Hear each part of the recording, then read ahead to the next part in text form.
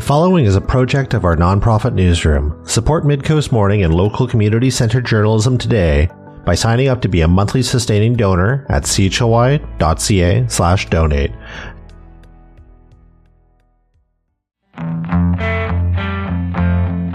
Hello and welcome to Midcoast Morning.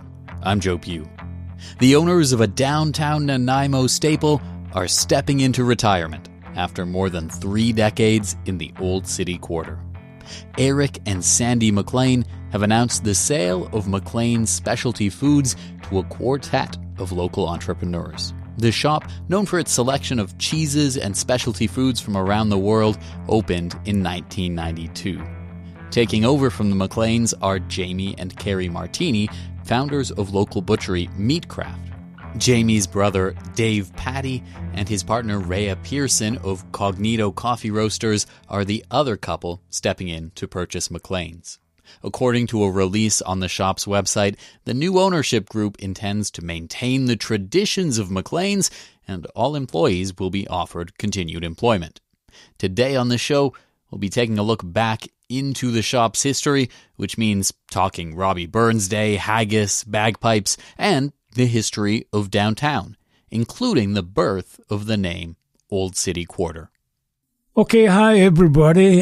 This is Eric McLean, owner of McLean's Specialty Foods in the Old City Quarter of beautiful Nanaimo, celebrating coming up for 33 years. I'm here talking to Joe because I am finally retiring and the business is being taken over and will continue to run as normal. So, he's going to ask me some questions and I will do my very best not to make something up. Well, I am so excited to get some of the history of McLean's. Maybe we should start at the start, 33 years ago. Take me through what it was like opening up in that part of town, what Nanaimo was like back then even. That's a really good question, Joe. When my wife and I moved back to the island in 91, and I don't know, I need a couple of days to go through this, but basically when we discovered it, I used to describe it as a cultural wasteland, food-wise anyway, because it's hard to believe that when I started, I was the only store in Nanaimo who sold San Pellegrino. Now, I think everyone's familiar with San Pellegrino because Nestle bought it some years ago. But when I started here, I ended up working for a company called National Cheese, the National Cheese Company, which later got absorbed by Arla, the biggest dairy company in Europe. And they had this lovely little delicious pop called San Pellegrino. Well, and also a mineral water, which Madonna used to order by the case. So anyway, I started selling that. And that was great because it's interesting. You can buy it everywhere in London Drugs, all over the place. But that was one of the first things that I brought to Nanaimo. Also, one of the reasons I opened it was you could not buy good olive oil. I remember trying to get it. I also had a good, high-quality, award-winning Italian extra virgin olive oil that I tried to get into different grocery stores, and they were not interested because the top seller at that time was a brand which came in a plastic bottle, which, of course, is verboten. Not allowed. You cannot put olive oil in a plastic bottle. So anyway, I just thought, oh, geez. Then, no one sold prosciutto, or a whole bunch of other products, proper cheese, proper Parmigiano Reggiano, real Parmesan.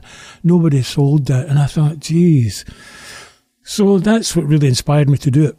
Somebody had to do it. So I continued to do that and look for stuff where I knew there was a potential. The objective was to stop customers from having to cross the Malahat to Victoria or go over to Vancouver. And it's quite gratifying that in a recent announcement about the changeover in the shop ownership and my retiral, we've been overwhelmed with comments from customers wishing us well. You know, they usually say it's hard for a Scottish person to be humble, but I've decided to break that image because it's been really so gratifying and makes it so worthwhile. So that's a kind of long-winded answer to I've forgotten what the question was. Well, can you tell me, tied in with the history of your shop maybe, is the recent history, the last few decades of that neighborhood, the Old City Quarter? Can you tell me about how that community has evolved? Well, I can tell you how it started. It started because when I opened my business, lots of the individual shops were just doing their own advertising. And because of my previous background in the food business, I knew the strength of cooperative advertising.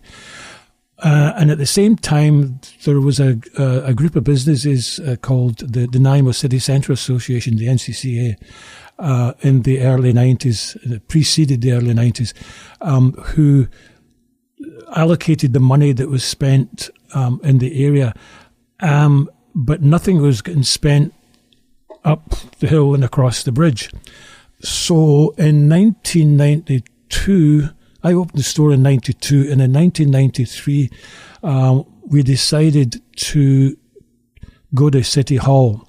So Christo Zorkin, who's been a major investor in the area, and D. Klein from Damsels as well, major investors. Christo Zorkin and myself and Kim Smythe, who later became the CEO of the Chamber. We approached City Hall, and Christo was getting fed up with spending tax money, but nothing was being spent or given to us up the hill. So we pitched the idea of a separate BIA area, and there was Gary Corpin was the mayor at the time, and Jerry Berry was the city manager, and they thought that was a great idea. So, that's great. So they created a small area bordered by Fitzwilliam, Wentworth, Wallace, and Prideaux. And we formed a little association, but we didn't know what to call it. So we're sitting having our serious business meeting in the Oxy, of course, and we're talking away about this. That's great. We've got funding for what we're going to do, and we need to get a name. So D. Klein from Damsels, who is an absolute genius, said, well, New Orleans has got its Latin Quarter and its French Quarter. We could have the Old City Quarter. Bang, just like that. So we went ahead and we got a logo done by Nancy Paget, who's now up at the university, I believe, and at that time Marty Shepard of The Big Mess was working in the design studio along Wallace Street. So we've got a logo done up, and that was the start of it. So we started promoting the area and building and advertising it and pushing the brand, the Old City Quarter. And one of the first things we did was just at the junction of Wallace and Fitzwilliam, just at the bridge there, there's a sign just across the road from New York Pizza, a beautiful wooden sign which with an arrow points up to the Old City Quarter. And I've still got a photograph of me and D. Klein standing in front of it, pointing the way to the Old City Quarter. So that's how that started. And a lot of people don't know that. They just know that it's a really funky area. And that's great. And there's lots, especially the real estate people have been going on for ages about the Old City Quarter. Even although the property may not be actually in the Old City Quarter, it's in what's used to be called the Bowl, the City Bowl, the Old Bowl. But the Old City Quarter is a much more marketable name, so the real estate industry in particular has really glommed onto that name and stolen it a wee bit with some non-approved journalistic license. But, you get people up in Pine Street saying they're in the old city quarter. It's very flattering, but they're not really. So that's okay. And for years, when I was elected the president of the old city quarter, and I did that for about 25 years until about 2017, I decided somebody else could take over. But I used to get in touch with people and say, it's not technically in the old city quarter. And eventually, at one of the board meetings we're having, we said, Eric, you need to just let them do it because, what the hell, it's very flattering. But I decided after that I wasn't going to waste my time correcting them. So now everybody from, Comox, all over the place, if they're anywhere close to downtown in the old part, they call it the old city quarter. That's fine. So other than maybe the boundaries of the old city quarter evolving over time, how has just the act of running a business in that part of town, how has it changed? How has it evolved over 33 years? What's different now than it was then? For my business or businesses in general? For your business, from your experience. Well, I think what's happened is my store, I guess, has become a sort of favourite destination go-to because, especially in the food business, because I've done stuff that nobody else had done. And, I mean, you can do, a lot of the supermarkets, of course, are following on. And I usually figure I've got a 2 or 3 year head start on the trend before the supermarkets pick it up because I can move a lot faster than a large operation. But the business there, I think what's happened for my business, it's continued to flourish because I've made a point of promoting it everywhere. And other businesses have located there because they may not know the history behind it, but they identify it as a funky area. But and that's why they've decided to locate. There's very few vacancies in the area, very few, because it's a desirable area, as is the whole old city generally. I mean, there's nothing for sale in the old city that's on the market for more than a week or so. It's very desirable because people like the atmosphere. It's there's character homes. One of my buddies who lived in the mainland moved over, and when he was driving through, and he said, "Oh, this got a lovely feel to it. It's like older parts of Vancouver or Victoria," and so people want to live there. And there's still obviously a huge move to North Nanaimo, but I think people that like individual buildings that sometimes need a wee bit of work, but they've got character, I think that's what attracts businesses into it. And we've just stayed the course, and we've stayed in the area. I was just kind of lazy. I just didn't want to have to open a store so far that I couldn't walk to it. So, I mean, I live just up the street from the store, so it suits me fine. It's interesting you talk about North Nanaimo there. Relatively recently on the show, I was talking about commercial real estate in the city and looking at some of the history, and I got the impression there was this real trend of building all of the big malls in North Nanaimo, and subsequent to that, a lot of business and maybe customer traffic, if you will, sort of left the downtown area, and it's only in the last few years, maybe last decade or so, started to trickle back. Does that sound accurate? Well, this is not just exclusive to Nanaimo, Joe. It's worldwide. In Scotland, where I'm originally from, I've seen it happen where towns, for example, Glasgow is the largest city, and right next door to Glasgow is Paisley, where I worked for years. My kids were born there. I went to school there. Paisley, in a very historical town, the high street there has been decimated by a huge mall, which has been built just outside, but within easy distance. Sounds familiar. You know, it's been happening here. So it's not just here that the downtowns are dying. Over in France, I've got good friends who live in France, and there's a huge supermarket chain called Auchan. They're huge. And they will build somewhere outside of the little towns, and suddenly all the business is sucked right out of it. So it's not unusual, but we tend to think that we're the only ones suffering from that. But does it seem like that trend is sort of reversing? Like as we speak across the street, at old A&B sound buildings being renovated? I think there's a determination somewhere among some people to try and be a little bit different. And that's what I've done with the store, tried to be a wee bit different. I mean, all my life I've tried to be a little bit different, but that's another story. But I think when you're in business, you've got to try and stay on a cutting edge of whatever you're trying to do. Otherwise, you're just going to get swept away among the rest. And so I've always had this conversation with Jamie at Meatcraft. You have to take risks with your product mix in the food business. You have to stay ahead of trends. And I do that all the time, and always have done. And sometimes they work, most of the time they do, because I'm brilliant. But sometimes I'll get something in and I'll say, oh, geez, I was sure that would have sold. A couple of years later, everybody's asking for it. So it's very difficult.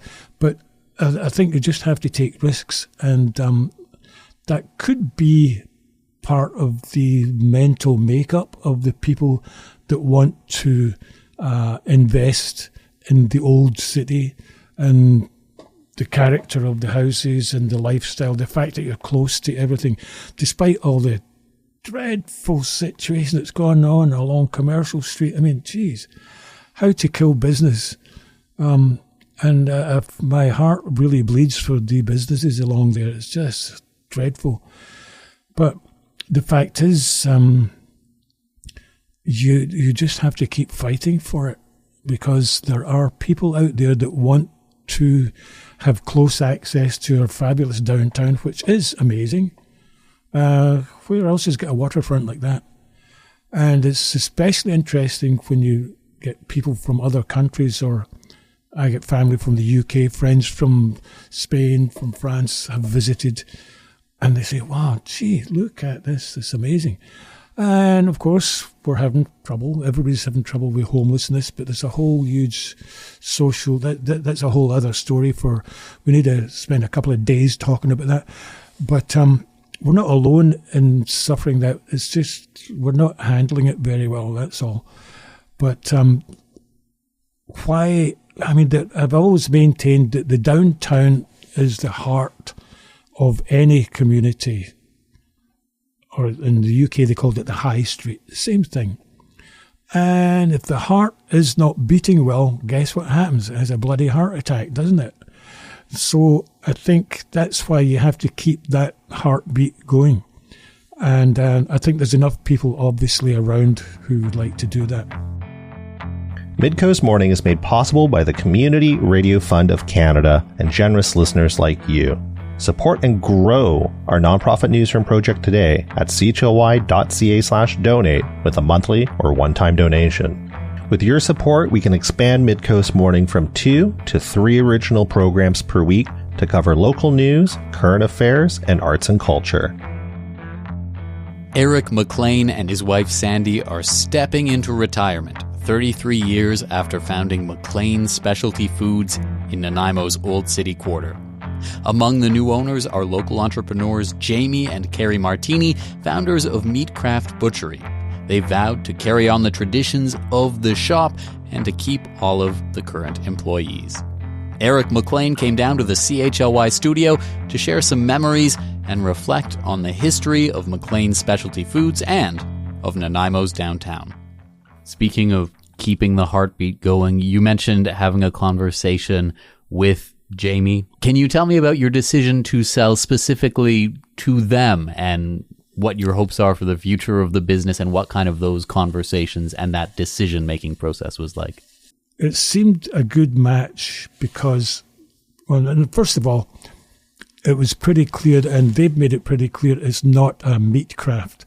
They want to keep the thing exactly as is. And Christy, who's been our store manager, my store manager for a couple of years, basically running things anyway. And I just take the credit, you know. And so Christy is definitely being kept on, as are my other two fabulous employees, Jay and Nisha. That was part of the condition because they know how the business runs on a day-to-day basis, and especially since I was off a few times with different health challenges, and everything's going just great. In fact, quite often they used to joke when I left the store after I'd been in, they said, yeah, go, because every time you leave, we get really busy. Well, thanks a lot. But they know what they're doing, so I'm very pleased that customers recognise that too, and are really appreciative because they give some extra help in personal service, so that's really the name of the game, good service.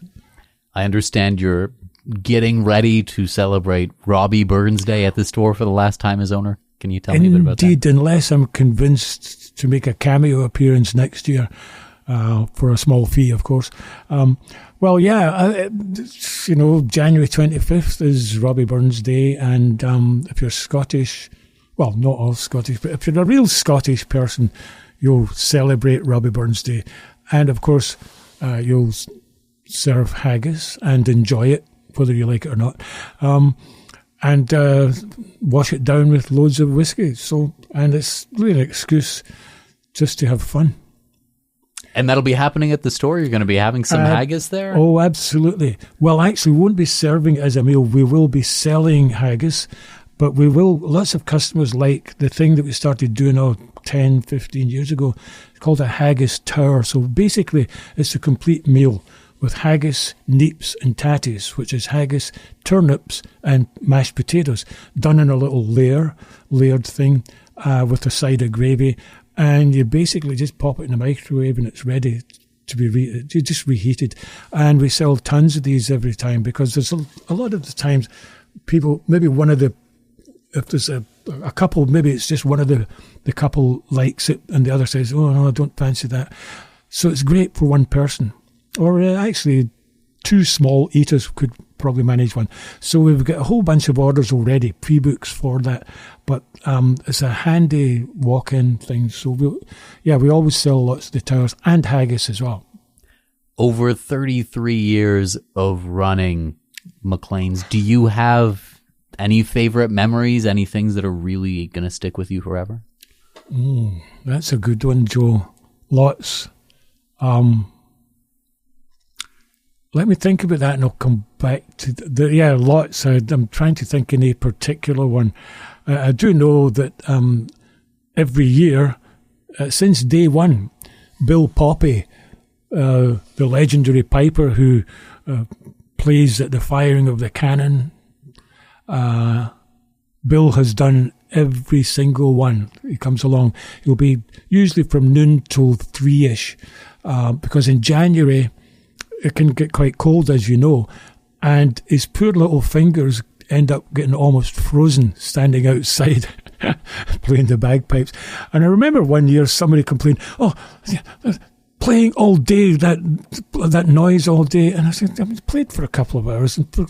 And I do it every year because it tells everybody something's going on. So, I'd like to make a noise, So it's been really popular. People come down and, in fact, I keep saying to Bill, hey, Bill, come on, stop. Never mind this getting your photograph taken with all these people. Just keep playing, because everybody comes up and wants to talk to the piper. And I said to him, geez, this is a potential other segue. I learned to play the guitar when I was about 12 or 13 and I've been playing ever since. And I said to Bill, geez, because people assume if I'm Scottish, I must play the bagpipes. Well, I wish I'd learned the pipes, because I'll tell you why. Nobody ever hires a guitar player to play at a wedding or a funeral or anything. But bloody piper, you can get all these wee side jobs. So I think lots of the memories, especially of the Januaries, we've had some really good ones. You mentioned this a little bit already, but this news came out on Friday. What has the reaction been like since? It's been madness, absolute madness. Like I mentioned, on the first day, there had been over 41,419 views. And that was before we put it on our Facebook and Instagram and all that. So it's been huge. And I actually put something on myself. I'm not terribly comfortable with Facebook and even the keyboards. I have trouble. I've got to do it with one finger at a time. But anyway, I was compelled to put a note on the pages saying how I was overwhelmed with the response, and especially the nicest messages. People from, they lived in different parts of the country, and they always stopped every time. I remember, back in the summer, last summer, this lady came into the store, and I hadn't been in the store on a regular basis. And I said to her, "Oh, that's great. Have you been in the store?" "Oh, yes. Every time we're in town, I drop in." I said, "Oh, where are you from?" "Oh, Texas." I said, "Texas?" I said, "And you've been in here before?" "Oh, this is our first stop." I said, "Why?" Apparently she had family up in Cumberland or somewhere, but this was her first stop. And I thought, holy moly. So that's typical of the kind of responses we got. So I had to put some kind of thank you on, but it's going to take me days if I have to respond to everyone individually. So I tried to do a blanket one, but I can't believe it. It's really nice. I mean, so many congratulations. Lots of them, just congratulations, enjoy your retirement, but others telling stories about why they found the store or how they found the store and how it's affected them. I thought, holy moly, this is, definitely I'm a legend in my own mind, as the saying goes. But really, and also the other thing I said, it's hard to be humble when you're Scottish. I said, well, I'm going to prove that wrong because this is pretty humbling. Well, Eric McLean, thank you so much for coming down to the studio, and congratulations on your retirement. Thank you, Joe, for the opportunity. Always glad to talk. Eric McLean, along with his wife Sandy, founded McLean's Specialty Foods in the Old City Quarter in downtown Nanaimo. On Friday, it was announced that the McLeans were selling the shop and stepping into retirement after 33 years in business. The new owners have said they plan to carry on the shop's traditions and keep all of its current employees. And that's our show for the day. Thank you for joining me. I'm Joe Pugh, host and producer of Midcoast Morning. Jesse Woodward is our executive producer, and Arby Frew is our technical advisor. You can sign up for CHLY's newsletter at chly.ca/subscribe for updates from our nonprofit newsroom and more. Our theme song is First One by local Nanaimo band Waste Management. If you have a story you'd like us to cover, email us at news@chly.ca. That's all for now. I'll talk to you on another Midcoast Morning.